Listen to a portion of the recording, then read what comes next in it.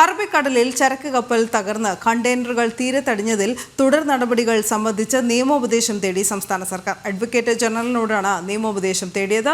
രേഷ്മ ബാബു വിവരങ്ങളുമായി ചേരുകയാണ്. രേഷ്മ, വിശദാംശങ്ങൾ. ഈ MNC എൽസാത്ര എന്ന കപ്പൽ അത് തകർന്ന് കണ്ടെയ്നറുകൾ വിവിധ തീരങ്ങളിൽ അടിഞ്ഞൊരു സാഹചര്യത്തിലാണ് സംസ്ഥാന സർക്കാർ നിയമ നടപടികൾ അല്ലെങ്കിൽ നിയമോപദേശം തേടിക്കൊണ്ടുള്ള ഒരു നീക്കം ആരംഭിച്ചിരിക്കുന്നത്.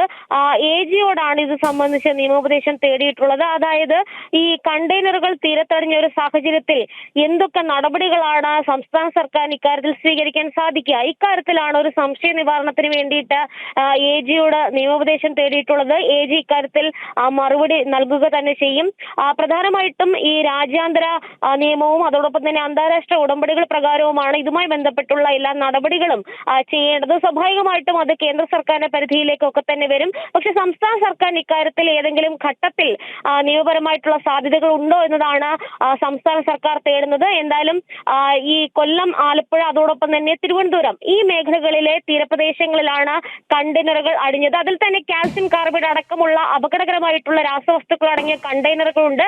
ഇതൊക്കെ തന്നെ ഭാവിയിൽ വലിയ രീതിയിലുള്ള അപകടകരമായിട്ടുള്ള ഭീഷണി ഉണ്ടാക്കുന്നുണ്ട്. ഇക്കാര്യത്തിലാണ് ഒരു കൃത്യമായിട്ടുള്ള വിദഗ്ധ ഉപദേശം സംസ്ഥാന സർക്കാർ തേടിയിട്ടുള്ളത്. AG നൽകുന്ന മറുപടിയുടെ അടിസ്ഥാനത്തിലായിരിക്കും സംസ്ഥാന സർക്കാർ ഇക്കാര്യത്തിൽ മുന്നോട്ട് നീങ്ങുക. ശരി രേഷ്മ.